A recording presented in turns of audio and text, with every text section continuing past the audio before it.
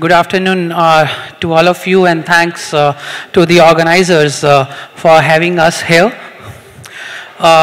Ladies and gentlemen, distinguished guests and esteemed colleagues, welcome to this very important session of GRPC 2024 on green hydrogen, powering India's future with sustainable hydrogen solutions. It's an honor and privilege to join all of us as the moderator of this very important session as we embark upon the journey into the future of energy. With my roots nurtured in oil and gas at IOC, I am Sachin Chugh, Associate Director and Hydrogen and Energy Lead at Arup, the globally renowned champions of sustainable energy, providing consultancy in all spheres of renewable energy technologies, including hydrogen and carbon capture. So before we dwell into the profound discussions during this session, allow me to set the tone after the lunch, the heavy lunch which all of you might have had. Allow me to set the tone with a poetic tribute to our theme. So in the quest for cleaner skies, where innovation soars, green hydrogen beckons, opening new doors. With minds united, we ignite the flame, a brighter future that is our common aim. So friends, the entire narration of green hydrogen is not just a matter of technological advancement, it's a clarion call for a sustainable future, a future where our needs are met without compromising the health of the planet. So I am delighted to introduce our distinguished panelists, each a luminary in their own fields, who will illuminate the path forward with their insight and expertise during this next 1 hour. Dr. R.K. Malhotra, Chairman of Hydrogen Association of India and member of Empower Committee of National Green Hydrogen Mission. He is the vanguard of national strategy and policy around hydrogen, very common face in oil and gas sector and the hydrogen industry. So welcome to you, sir. Shri Sujit Pillai, he is scientist from Ministry of New and Renewable Energy, the ministry which is spearheading the Indian journey in the space of green hydrogen. Let's give him a big round of applause. We are also joined by Shri K.K. Banerjee, Chief General Manager, Business Development from Hindustan Petroleum Corporation Limited, leading the charge in the innovative applications of green hydrogen. Shri Prateek Shanware, Chief General Manager, Technical BPCL, a trailblazer in integrating green hydrogen in the refining industry. And finally, we are represented by Shri Rupam Vakil, from Aviva, and the company whose digital prowess is shaping our approach to handling and optimizing the energy solutions. So as we embark upon this discussion, let us remember that the essence of innovation lies not just in invention, but in collaboration. And together we shall, as a panelist, we shall be covering the potentials and try to discuss the challenges which are there ahead of us and forging the path that promises a better future. So the structure of the panel discussion that is being proposed is that each panelist is going to open up with his opening remarks, and then there will be a moderated discussion followed by the Q&A. So I hand it over to the chairman of the session, Dr. R.K. Malhotra, for his opening remarks. Thank you, Sachin. Sachin has been a dear colleague of mine while I was at Indian Oil, though I retired and he has, left Indian Oil for another company, Arup, to head their hydrogen activity. So it's a pleasure to be with you, Sachin, on this panel. And these days, no conference, I think, is complete in the energy sector without talking about hydrogen. This is a subject, when I was at Indian Oil, I do recall that when we started some of the research activities, Sachin was in my team of hydrogen, and Alok Sharma, who is the present director R&D of IOC, was also. And when many of the people within the organization felt that this is not an activity which is required to be pursued by the oil industry, because hydrogen in any case we have been producing in a traditional manner in refineries. So there's nothing much to be done for other sectors where hydrogen could be used. Now everybody is talking about hydrogen. Refineries, of course, all of you know that we are the largest producers and consumers of hydrogen at present. But that is at present, I said. As I said in the morning during my welcome address also, that India currently produce and use about 7 million tons of hydrogen, which is primarily used by the refineries and also the fertilizer sector. The demand for hydrogen is likely to grow to about 14-15 million tons by 2030.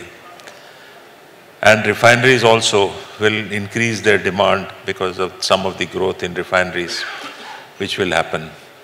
Other sectors for decarbonization, because as we are moving in this era, that every sector is looking for decarbonization, moving towards net zero, which is the buzzword also. And hydrogen is the carbon-free fuel, as all of you know.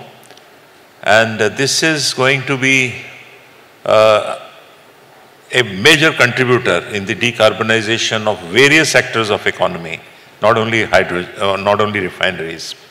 Of course, in refineries, when we talk, whatever hydrogen we produce from natural gas, if it is replaced by green hydrogen, which is the aim of the Government of India under the National Green Hydrogen Mission also, though they want to do it gradually, because the present setup of the refineries, they don't want to disturb, and the assets which have been built up for hydrogen production need not be made idle.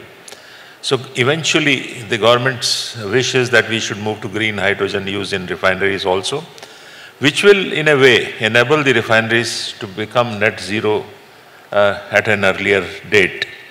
And many of our refineries, I am aware that they have been working towards it for the hydrogen, green hydrogen production units of their own. At least the public sector refineries are very active, and Reliance private sector also has been very proactively working on hydrogen.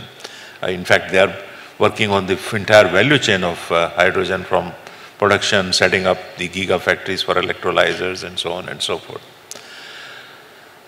But the sectors which are more difficult to decarbonize, like steel, cement, and when the carbon credit scheme, which is going to be implemented by the Government of India very soon, and the European border tax, which is going to be implemented in next 1 year or so, which will also require the decarbonization of such sectors. And also people, those who decarbonize their own activities will earn carbon credits, and hydrogen is going to be an enabler for that. Even green hydrogen production will also earn you the carbon credits. So that's the way the government is thinking about. I've been part of Sujit Pillai, of course, will talk more about MNRE because he's from the ministry, but I am also part of the National Green Hydrogen Mission. So we are aware that the government has embarked upon major program, major incentives for electrolyzer manufacturing are being given. The green hydrogen production is being incentivized.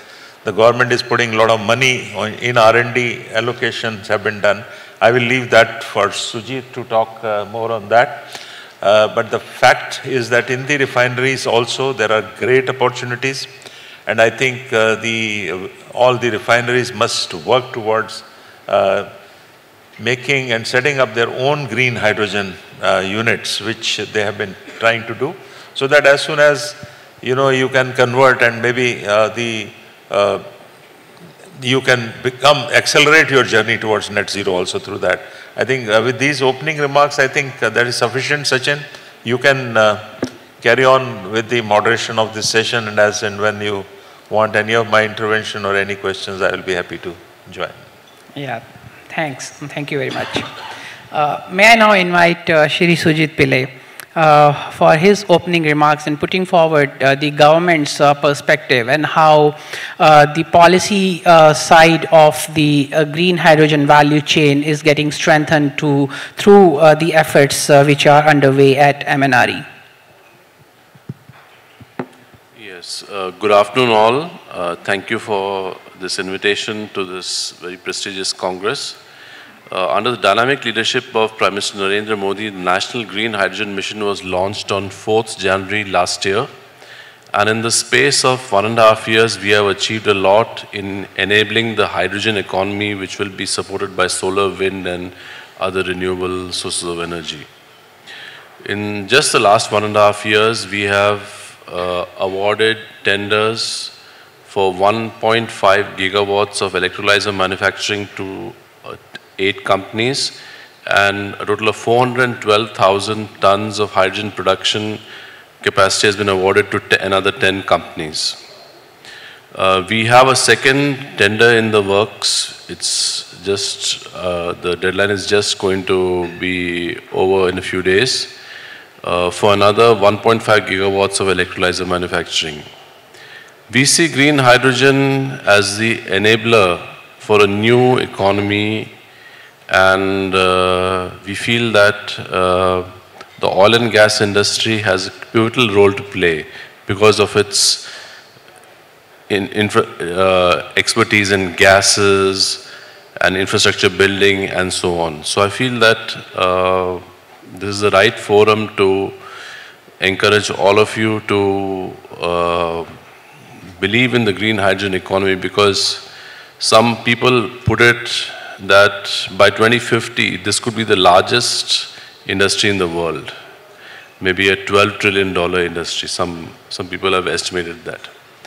So as far as other initiatives of MNRE go, we have launched an R&D scheme to support indigenous research and development in electrolyzers, fuel cells, drones, and other niche applications of hydrogen. We have also launched a skilling scheme where we train both at the technician as well as at the engineer level a number of, in fact, the goal of the mission is to train 600,000 people to achieve 600,000 jobs by 2030. Some of the other goals of the mission are 5 million metric tons of production of green hydrogen by 2030, reduction in carbon dioxide emissions by 50 million metric tons by the same amount, and we have a significant export commitment. We estimate that 70% of our production of green hydrogen will go for exports, and therefore we have a number of initiatives under Article 6.2 and other, Paris Treaty obligations which we're discussing with advanced countries. So I think that concludes my remarks. Thank you. Thank you, Mr. Pillai, and you rightly said that the value chain is going to grow exponentially, and therefore the debates around whether it is the replacement of the coal or replacement of the natural gas in the petroleum refineries, or whether it is the EVs or the fuel cells, that can be put to rest. And basically I have seen that during my days at Indian Oil, that the oil industry was actually pioneering the adoption of green hydrogen. And now I just come to Mr. KK Banerjee, Chief General Manager from HPCL, for his opening remarks. Thank you, Dr. Malhotra, and my friend sitting here for setting the tone. I just trying to understand why green hydrogen now and why for developing countries. We need to understand that. My previous speaker already talked about the Paris commitment, and we are supposed to be 1.5 degree by 2100, but the things what is happening and the way things are moving, it might cross 4 degrees centigrade, so that's the reason. The emissions, the climate change, what is being witnessed around, that is the urgency, that is the reason we are all talking about this green fuels, alternate fuels, green hydrogen, and this belt. And specifically for oil and gas sector, which contributes about 20% of the global emission. It's nothing better than this sector to come into forefront and work on this green fuel, that is green hydrogen. But saying that it's not that the sector is sitting, 4 or 5 areas where the sectors is started already working on. One is the push for decarbonization. Oil sector as such has started across. We have heard about the various initiatives which is taking place across the refineries, the terminals, the marketing units, by way of your heat optimization, energy conservation, solarization of the outlets, retail outlets, terminals. So all those things are already happening. Then we are also seeing increased share of renewables in the oil and gas sector. A lot of solar and wind plants are getting set up. We also have, like in HPCL, we also have got more than the 200 megawatt of green power already set up. We are pushing for more.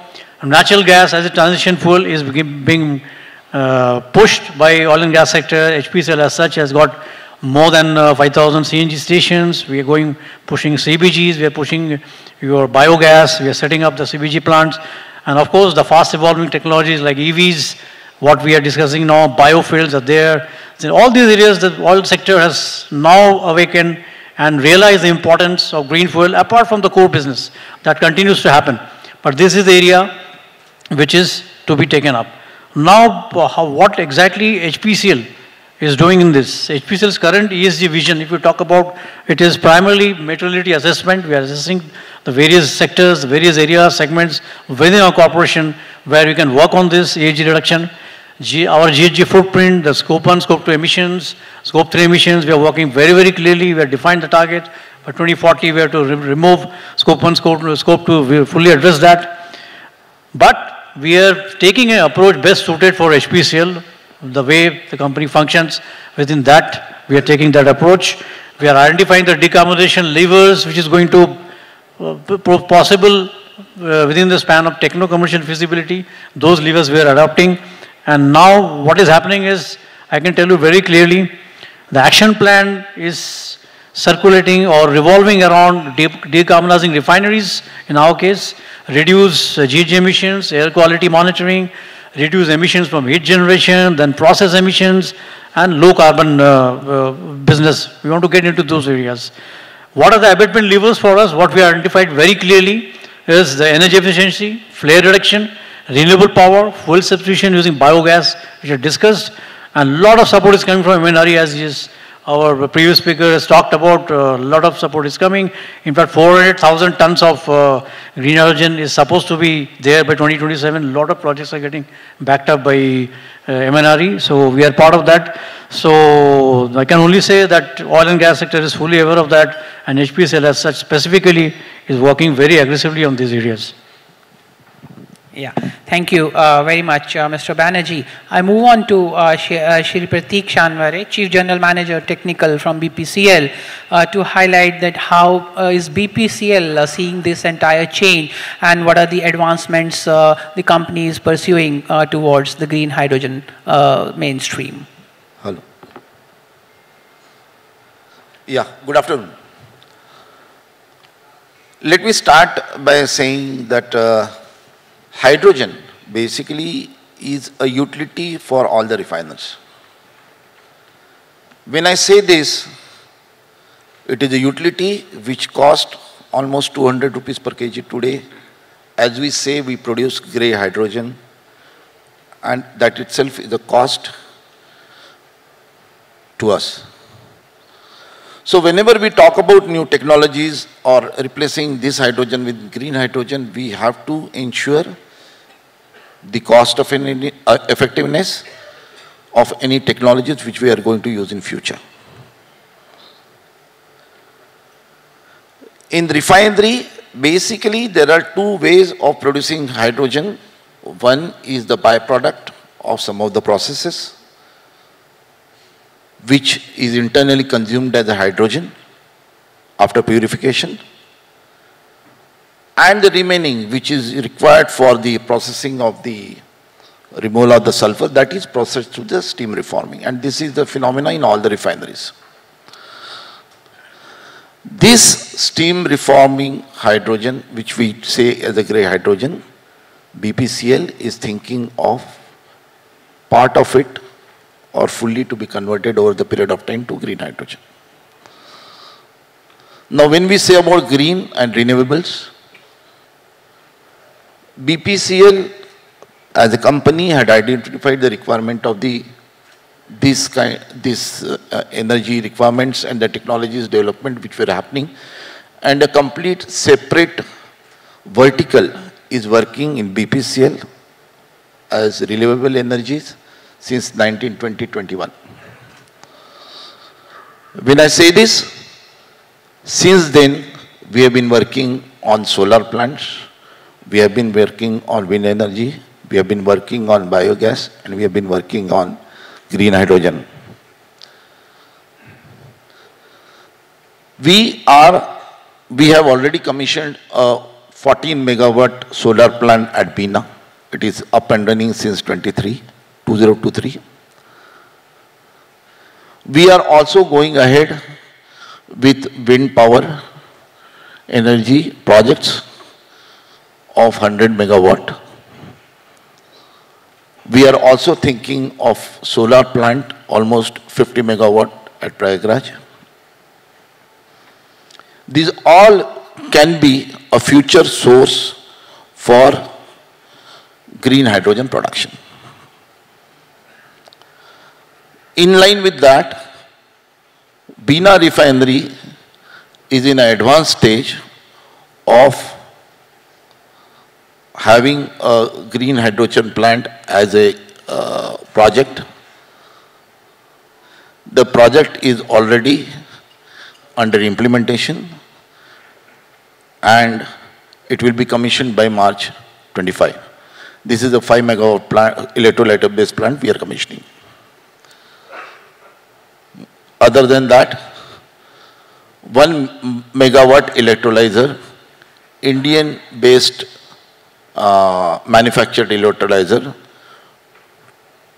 We are also thinking of producing green hydrogen through this technology at Kochi Airport, which will be done by BPCL. We also want to test the technologies and the vendors which are available in the industry. To get into this, we are planning to give a tender of market, give a tender of 5 KTPA in the market, which will be coming out very soon. These are the present things which we are doing in the green hydrogen space. Thank you.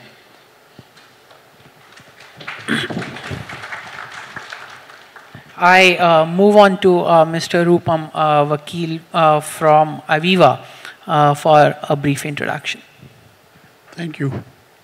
Good afternoon, honorable panel. Thanks for inviting us on this esteemed panel discussion. Aviva is a software company, industrial software company, and a leader in industrial solutions, sustainable industrial solutions. We have been managing industrial data management along with artificial intelligence infused data solutions that builds innovations into our software products, which has been there for the last 5 decades. Sustainability, as far as Aviva is concerned, is very high on the priority, and Aviva is committed to achieve Scope 1 and Scope 2 net zero by 2030 with about 10% offsets, and also to reduce the emissions across all the value chain in the similar time frame, that is by 2030. We are fully aligned with the objectives laid down by the Paris Climate Agreements, not only us, but our parent company Schneider Electric as well. Green hydrogen forms a very strategic part of our business strategy going forward, addressing the sustainability needs in the future. We have re-christened or repositioned some of our solutions across the portfolio to address the needs and requirements of the green hydrogen. And we have been working with companies across the globe, be it EPCs, be it electrolyzer manufacturers, or be it the end users, with our portfolio of solutions. Notable customers being Thyssenkrupp Group, Wood Group, then other carbon capture companies, which we do. We also have developed certain solutions along with Topsoe for the solid oxide electrolyzer cells, so that we also have embedded some of the modeling equipments or modeling models inside our portfolio to help customers achieve the best levelized cost of hydrogen. We are looking forward to working with our industry peers and customers in India, of course across the globe, but here, because it's India, on these solutions as we go forward. And we are here to support all the talks about the hydrogen scale-up, hydrogen projects, green energy, in terms of digital solutions across the globe. Thank you. Yeah, thank you. Thank you, Mr. Vakil. I move on, friends, as India is poised to leapfrog into the sustainable future. For the oil and gas sector, this transition is nothing short of a revolutionary footsteps, and it represents the opportunity for us to diversify. Having said this, the landscape of green hydrogen itself is ridden with various undefined challenges, and these challenges, it is very important for each one of us to come together and start addressing these things. Primarily speaking, the kind of magnitude or the volumes which we are talking in the refineries, we need expanded form of renewable energy footprints in order to produce such volumes. The electrolyzer technology, which is going to come from outside, the scaling is happening. We are expecting the scale to function in the refineries, but having said that, we also are experiencing that the last year figures, that how the prices of electrolyzers have gone up rather than coming down because of these economies of scale.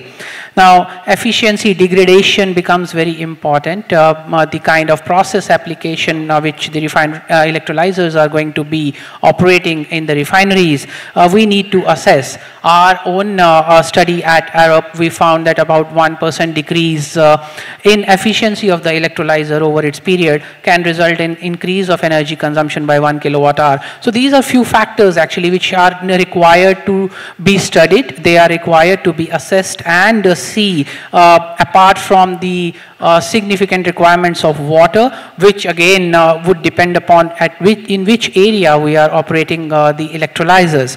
So these studies, other than this, the alkaline versus PEM debates and all, they have been going on in the industry. We need to assess that. So I just open up this panel once again and go back to Dr. Malhotra, that you have been associated with Green Hydrogen Mission, and we know that the entire mission is cutting across the sectors like the hot knife on the butter. But how you think that it would enable the overall decarbonization objectives of a country like India and the kind of targets which we have set up for green hydrogen in this mission?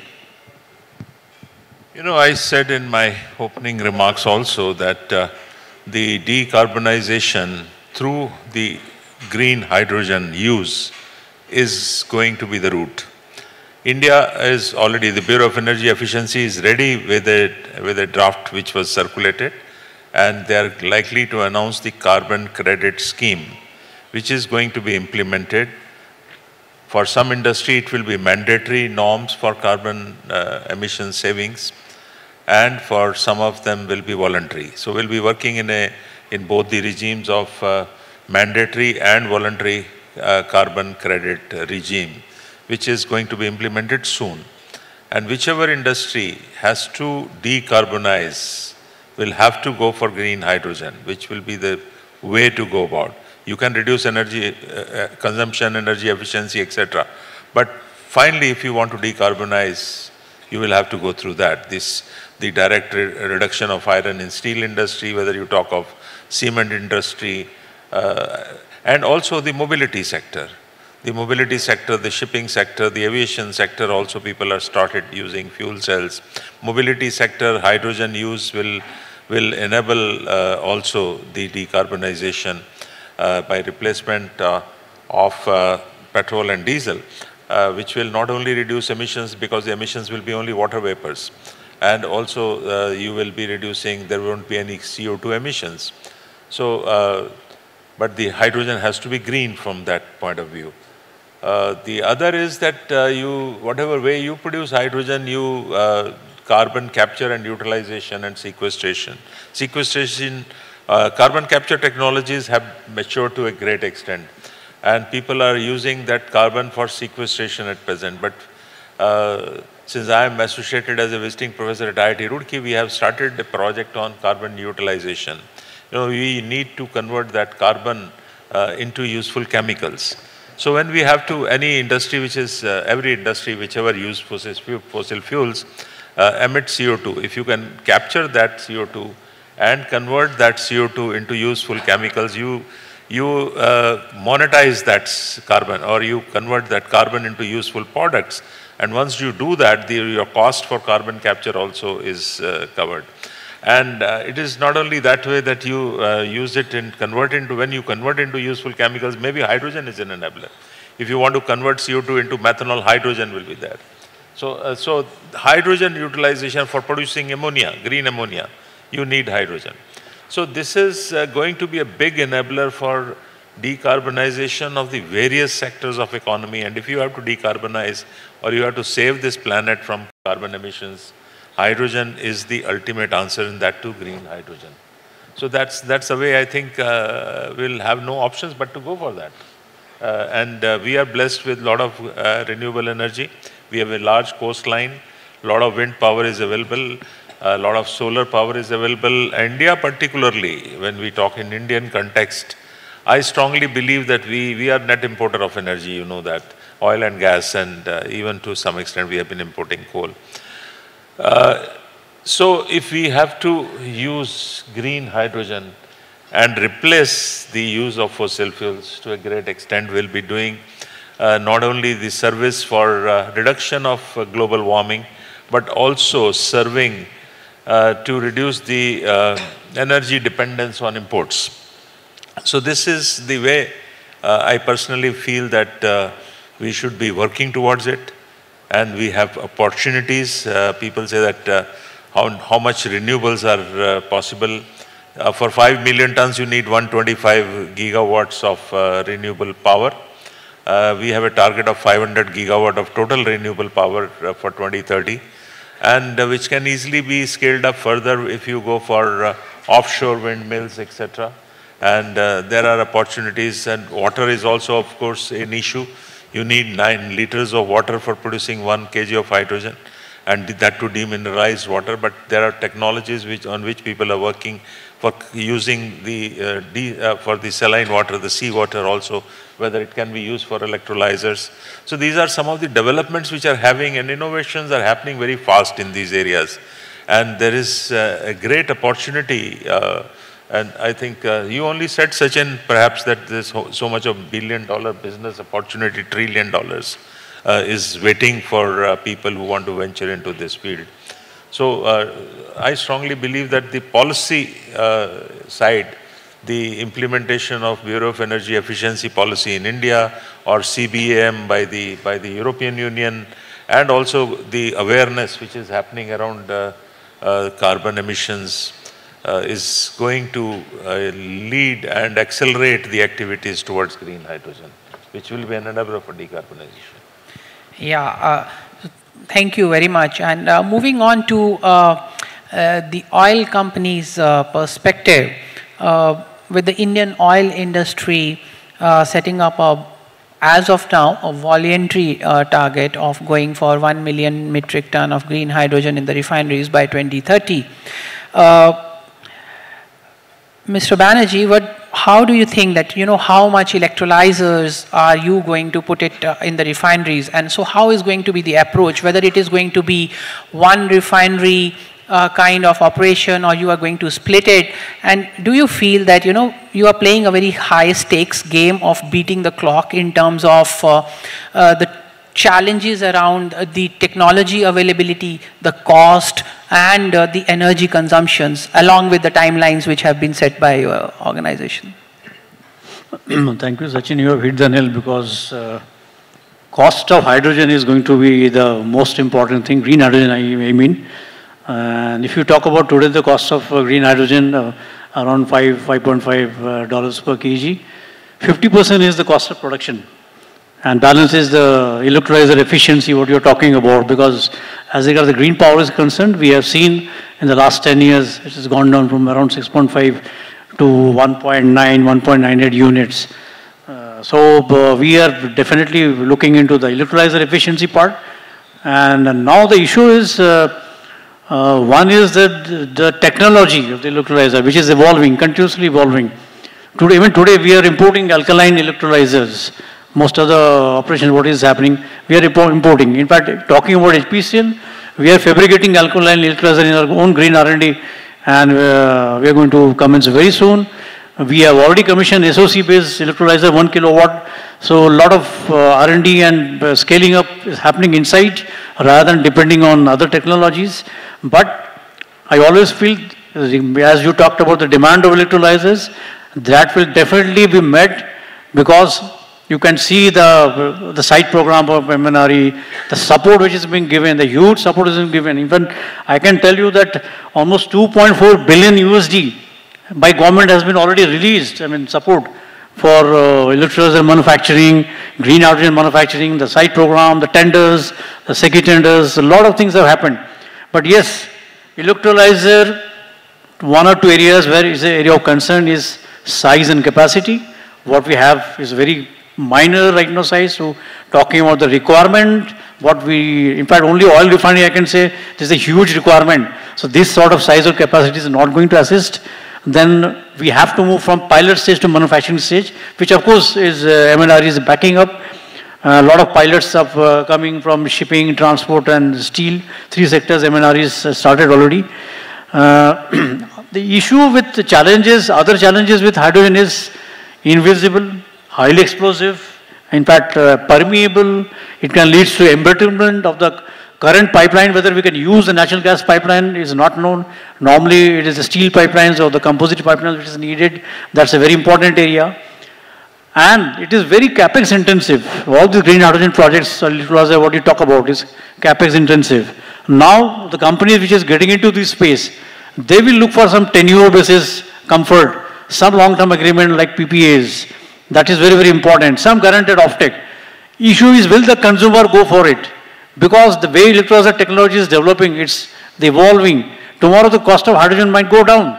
Will the off-takers will stick to the fixed price norm for the next 20-25 years? That has to be looked into. What is the premium of green hydrogen? That has to be very clearly defined. But that is very, very important area. Green financing. Green financing has to come up very, very aggressively. Then skill for running, operating, installing these green hydrogen plants. That support. These are various challenges which is there in this. But the way MNRE and the oil sectors and other players, in fact including startups, the way they have got into this field, the electrolyzer manufacturing, green hydrogen manufacturing and MNRE support, I'm sure, not even that, even states are supporting through PLI schemes for green hydrogen manufacturing. So I'm sure this is going to be a really game changer, as Dr. Malhotra has told. This is going to be fuel in the coming next 5 years. In fact, we're expecting the consumption to go up from 6.8 to 13 million tons in the next 5 years. So it's going to be addressed. It's not an issue. Thank you. Yeah, thank you very much. I move on to Shri Prateek Shanware. And just to supplement and take forward this discussion, means how the oil sector would be more comfortable in adopting the green hydrogen ecosystem.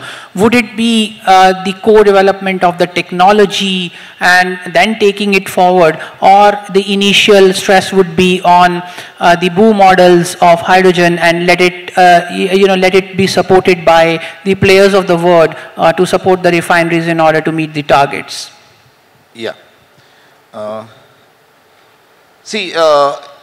As BPCL, we are moving in all the direction. In fact, what we are trying to do here is, we are trying to take small steps, be it be BOO model, be it be the project, electrolyzer project, be it be the CBG based technology. So, all these things we are moving in a small steps right now, and as the technology matures, we would like to scale up very fast. So this is what the way forward we are thinking about this. And if I just extend this talk about, you know, how since we all know that the technology is at a very nascent stage, there would be like you said that it's a utility, and since we are using going to use green hydrogen for the production of fuels. So how cautious are you to insulate yourself as far as the risk mitigation is concerned on the supply side tomorrow if the electrolyzer technology is not performing? Yeah. We are having 4 steps, I would say, here. One is obviously the electrolyzer technology, where there are 2 plants, small scale though it may be.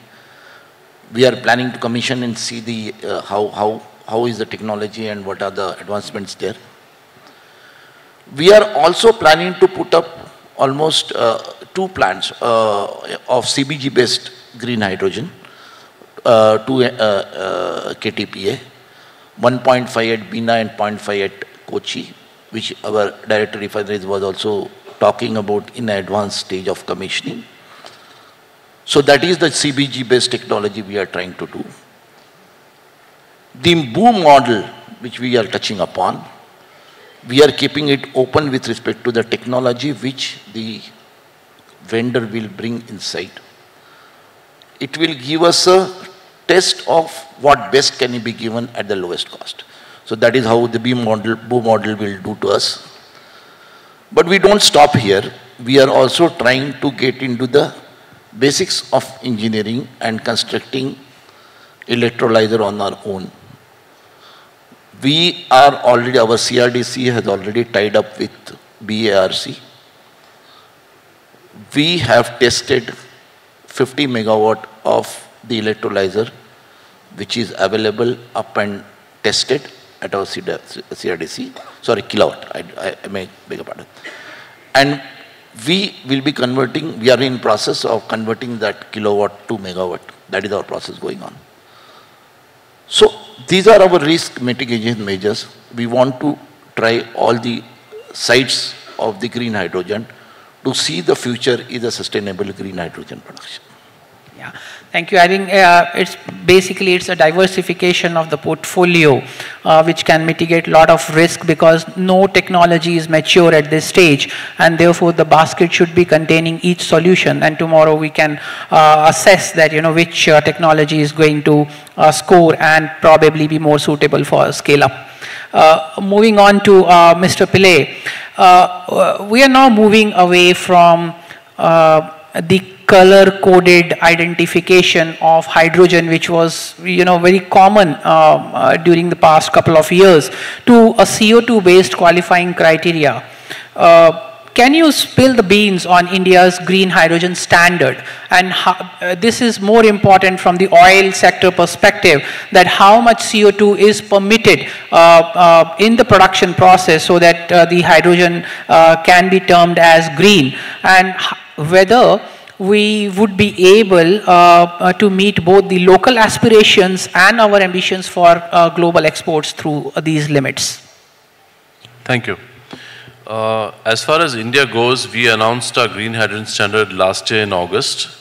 Our standard states that green hydrogen is defined as green if the carbon dioxide equivalent per kilogram of hydrogen is less than or equal to 2. So that is our standard, 2, and that's from a well to gate perspective.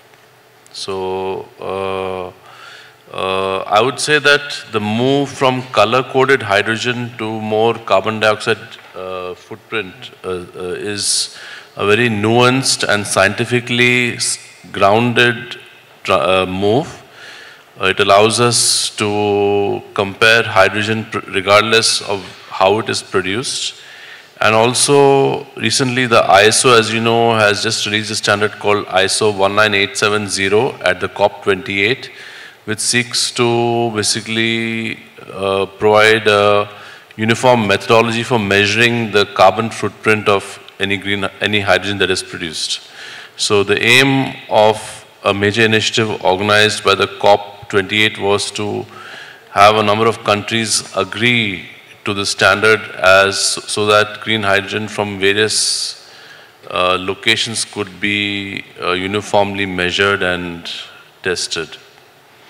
Now, as far as the local versus export market for green hydrogen is concerned, we feel that, and I should now maybe just go back a little bit, there was a feeling in our advisory group as well as indicated by some industry groups that our green hydrogen standard was too strict, maybe.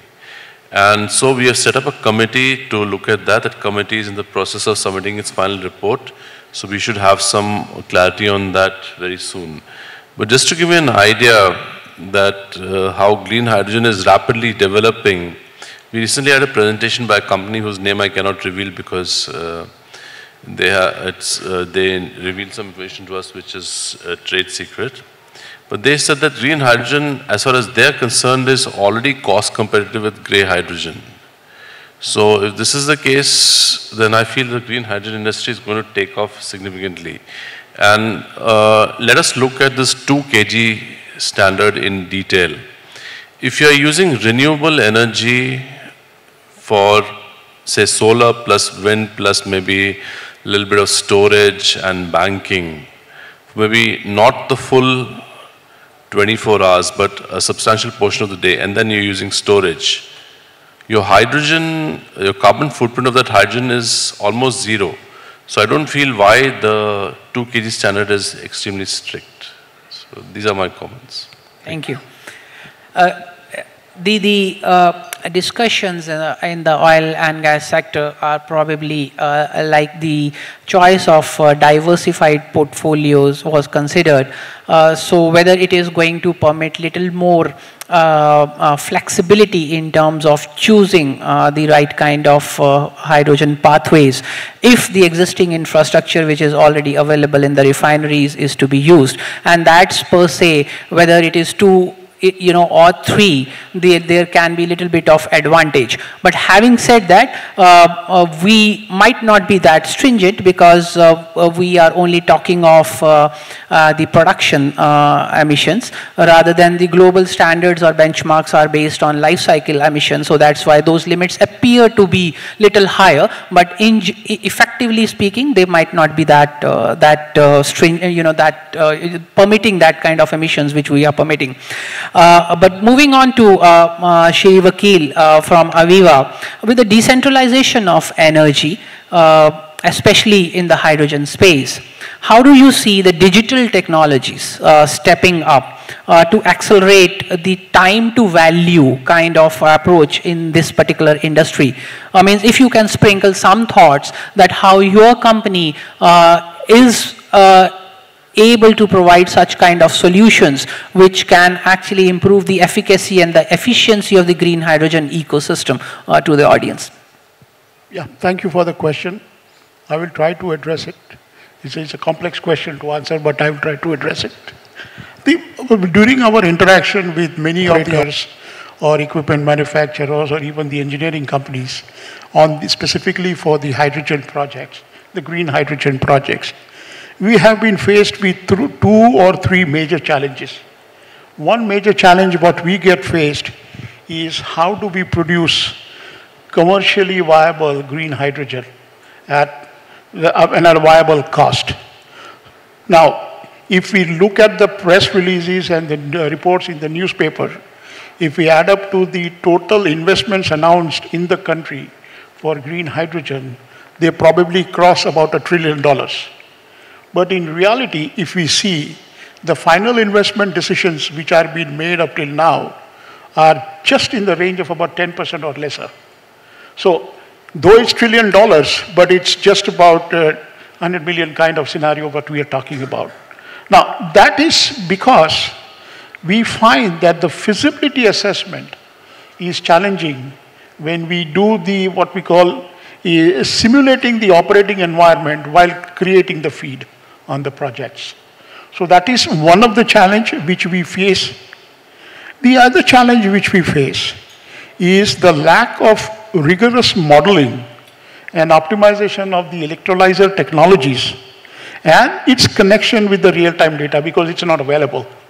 So that is another challenge which we are facing.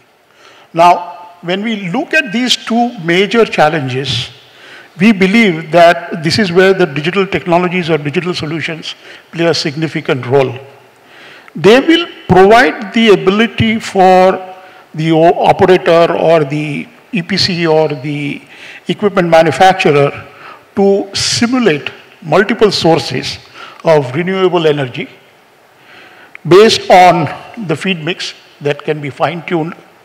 Of course, considering external factors like weather patterns, and then you can arrive at a levelized cost of hydrogen for you to make it commercially viable. Also, digital technologies definitely help you synchronize the process model and the engineering design so that you can take important decisions due to consistency in the data flow across the life cycle of the project. So this is what we believe are the critical aspects where digital technologies or solutions can help accelerate the time to value in the hydrogen industry. Thank you. Thank you. Thank you very much. From utility, probably it's a time for hydrogen to move towards the product also. And I just come back to Dr. Malhotra once again. Sir, do you feel that the penetration in the hard-to-abate sector like refining or steel or cement, it is going to actually open the doors for the sector like mobility, for ushering in the hydrogen mobility? And how do you feel that it is going to compete with the space which the EV sector is currently taking forward, along with the developments in the battery technologies? When I was in the Federation of Indian Petroleum Industry, I used to tell my friends and members in the oil industry that when they started setting up the charging station at their retail outlets, that you are killing your own business. If you are setting up charging stations at your retail outlets, anybody can set up charging stations. Now we find charging stations being there everywhere. That's one way of looking at business. I always felt that EVs is not the right approach. The government has been promoting, the world over people are promoting, but if EVs are to use the electricity which is coming from coal-based thermal power plants, the life cycle analysis, we did a study which got done through McKinsey, that the EVs emit much more CO2 than diesel vehicle. That's a factual position. So why are you promoting EVs? Hydrogen is possibly the way in which, because oil industry has been selling natural gas also from their retail outlets. They can always sell hydrogen, which they produce in their refineries, and they can always produce hydrogen. They know how to handle hydrogen, how to play with hydrogen. So they should promote the hydrogen fuel cell vehicles, the hybrid vehicles which are much more energy efficient. They should not be in any policy making support to the EVs. Even when I was in the Federation of Petroleum Industry, I wrote to the various government agencies, Finance Ministry, Petroleum, Transport Ministry, etc., that EVs, if they use the grid power, unless our grid is green, which is likely to take at least 1 or 2 decades, is not the right way to go about. If you use, coal-based power, and then on one hand you are discouraging coal for, saving the carbon emissions. On the other hand, you use coal-based power to power your vehicles, which is not the right way to go about. Hydrogen, on the other hand, whether it is green, even if it is blue or grey, natural gas vehicles are much more cleaner, less CO2 emitter than petrol and diesel, which is established through life cycle emissions. Hydrogen, if produced from natural gas and you can capture CO2 and convert it into useful chemicals, as I said earlier, use that hydrogen for powering your vehicles, either in IC engines or in fuel cells. That's the way to go about. When we are talking about, decarbonization of mobility sector, you cannot electrify and decarbonize with existing grid-based power. If it is green grid, fine. I have nothing to say. Only thing is that, hydrogen IC engines also are absolutely the way to go about in the existing scenario when the IC engine technology is well established. But the future lies with fuel cells. The fuel cells are much more efficient, almost twice as efficient as internal combustion engines. I come back to the point that India is an energy starved or energy importer, net importer of energy. If you use some of your mobility sector vehicles which are much more efficient, if you use fuel cells, they will be twice energy efficient, so your energy consumption will come down by half. So if you look at overall energy consumption of the country, it will go down. So whether you produce hydrogen from natural gas, your imports do come down. Why not look at those kind of calculations when you draft the energy policy for the country? So from looking that point of view, I believe that hydrogen fuel cells, which are much more energy efficient, is possibly the way to go about. And that in a way helps our industry, oil and gas industry, to continue to be in this business of retailing fuels. EVs is not the way. Charging stations, so many people are setting up in their housing societies and condominiums and even shopping complexes, etc., etc. So if everybody goes for electric vehicles, the oil industry will have no business for selling fuels. The other way also to see is that for trucks, heavy duty vehicles, they are supposed to carry the cargo load. Batteries load they cannot carry. So initially, when we look at the mobility sector, hydrogen-based trucks is the first thing which will happen.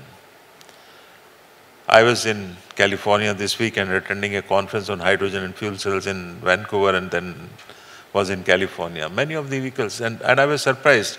One of very good friend of mine who makes fuel cells, test stations, Sachin knows him very well, Ross Bailey of Greenlight Innovation.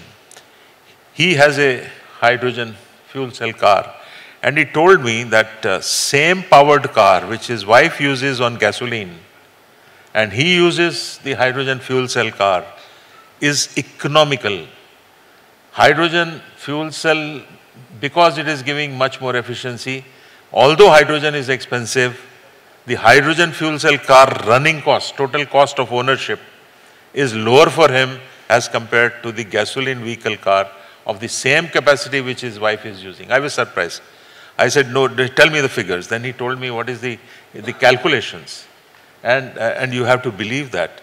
If that is the situation which is happening elsewhere, why it will not happen in India? So I strongly believe that these things need to be looked at. Yeah, thank you very much. And before we wrap up, means a final thought to all the panelists, and I'll just start with you, Mr. Pillai. Electrolyzers and fuel cells have been discussed as one of, as the important pillars of the complete value chain. So how in MNRE you have been progressing ahead in order to support the Indian community with the right kind of incentivization or the R&D, through R&D projects, and what are the schemes there on the anvil for you? Yes, thank you. As far as electrolyzers go, we have the site scheme for electrolyzers with a total outlay of 4,440 crores. We have announced two tranches, tranche 1 and tranche 2, one for 1.5 gigawatts, the second one for similarly for 1.5 gigawatts. And the way we support the indigenization of electrolyzer manufacturing is through a parameter called domestic value addition. So basically, the amount of incentive that we give is proportional to the amount of domestic value addition using some formula, which I'm sure those of you who have participated in the tender would have seen it. But this is the site scheme.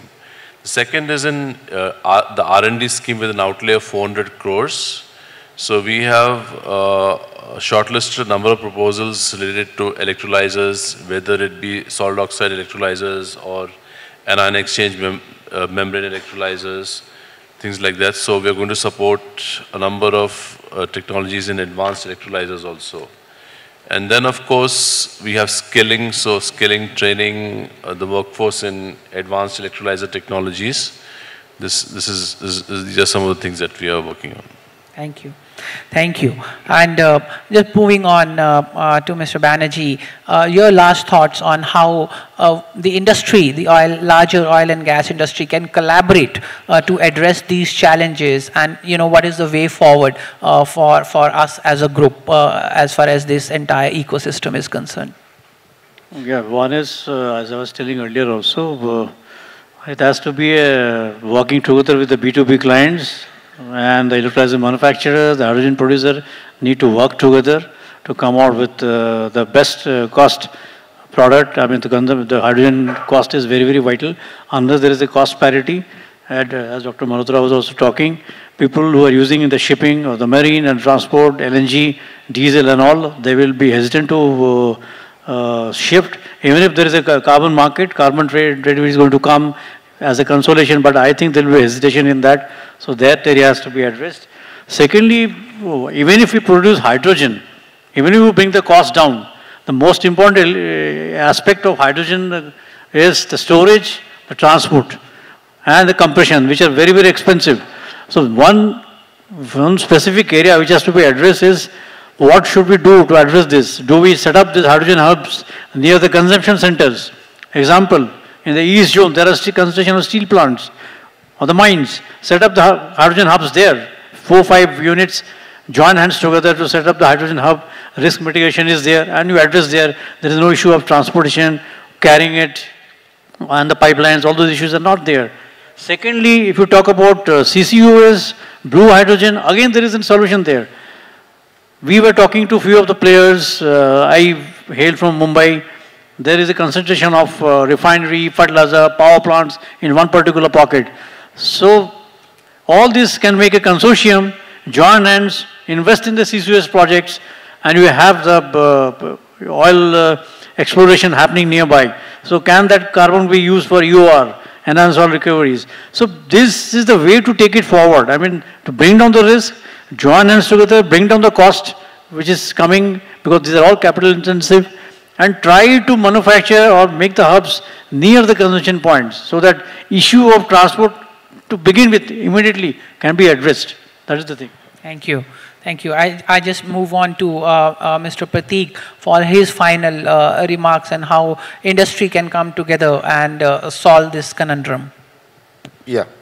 Again, I will go back to my first statement of if you treat hydrogen as a utility and think of a hydrogen kind of create supply chain, that is the best way going further for the Indian industry, because most of the refineries are the major consumers, and that will be a sustainable future for all of us going further. Point number one. Point number two is related to the cost of hydrogen. If you look at our assessment is like that, the major cost, if we talk about the electrolyzer based technology, is the cost of electricity. So how to bring that down is a challenge for all of us. But I'm sure that going further with the technology's improvement will be the cost of green hydrogen. There is some assessment where it says that it will reduce by 60% of what we have by 2030. So we are seeing a sustainable green hydrogen future. Thank you. Thank you. I move on to Mr. Vakil for his final thoughts on how the industry can come together and collaborate and how you can support. Thank you. One thought while discussing, we have been talking about production, we're talking about cost, But one thing we need to really see, is it audible now? Okay. But one thing we really have not touched base is how do we reskill or upskill our workforce in this new green hydrogen stuff, because it is a combination of energy engineering, it is a combination of sources of renewable engineering and chemistry. So digital technologies and digital solutions like augmented reality, virtual reality and mixed reality, which combines physical as well as cyber world to accelerate the learning curve and impart sustainable upskilling processes or safe upskilling processes. That is one point I would leave it with the industry here so that that can be thought when they are being talked about from a project implementation perspective or implementing the hydrogen projects. Thank you. Thank you very much. So ladies and gentlemen, we have the close of this panel discussion. I'll just open up to the audience if you have a couple of questions to ask to our panelists, and then we can move forward.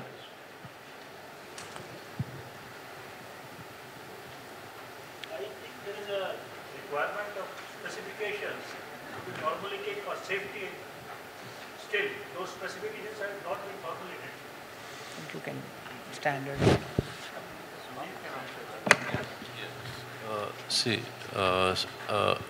As far as safety goes, there is an organization which does this called PESO, Petroleum and Explosive Safety Organization, because hydrogen is regulated by, as you know, the 1884 Explosive Act, which is currently being amended right now.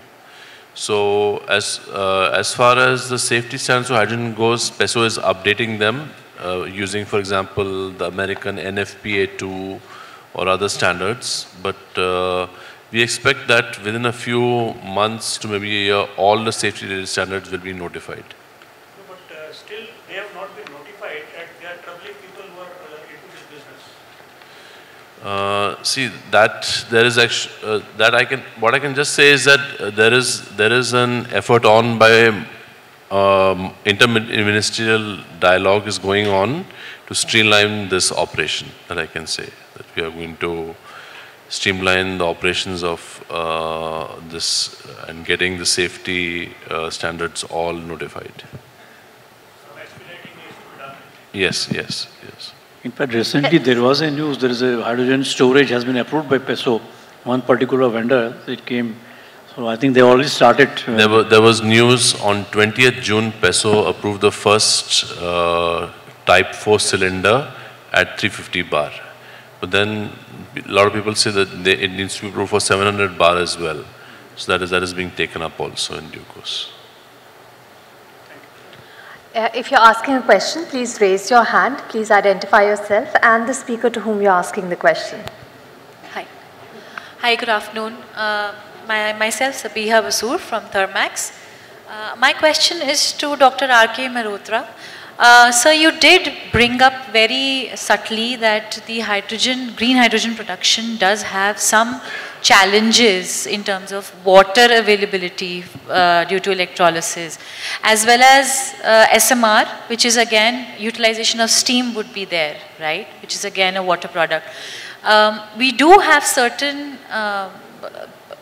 innovations going on in the desalination world, but with the pace that green hydrogen production is taking place versus the pace that these innovations as well as the water availability would be taking place, do you think that we'll be in a chicken and egg kind of situation again, that now green hydrogen is a very mature technology, but we do not have fuel for green hydrogen production? You said you are from Thermax. Yes, sir.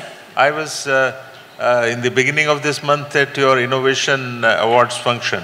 Right. And I was the member of the jury which evaluated Thermax Innovation Awards. Right. And I was very glad to see that you have a lot of innovations which have been commercialized around water. Right, sir. I think 3 out of the 6 finalists were on water. You yourself, your organization has been converting wastewater into the water which is suitable for electrolysis. So don't worry about those things are going to happen. By the time the electrolyzers become more popular, by the time we meet the targets, and you know the solution. You are asking me the question. We do, but it just... Your organization knows the best answers are with Thermax. Okay? Thank you, sir. Thank you for your time. If I may add one sentence to that, it's about finding the solution, but it's also about assessing it correctly. So when you raise this point, it is absolutely correct that it is not 9 liters.